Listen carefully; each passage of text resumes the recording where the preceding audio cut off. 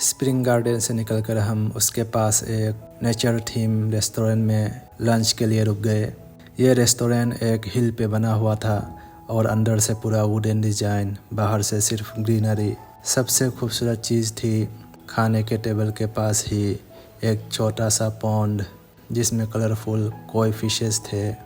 हमने बाहर बैठ के लंच किया और अपने लंच टेबल से दिखाई दे रही थी दूर का माउंटेन व्यू, जिसे देखते देखते हमने लंच एंजॉय किया।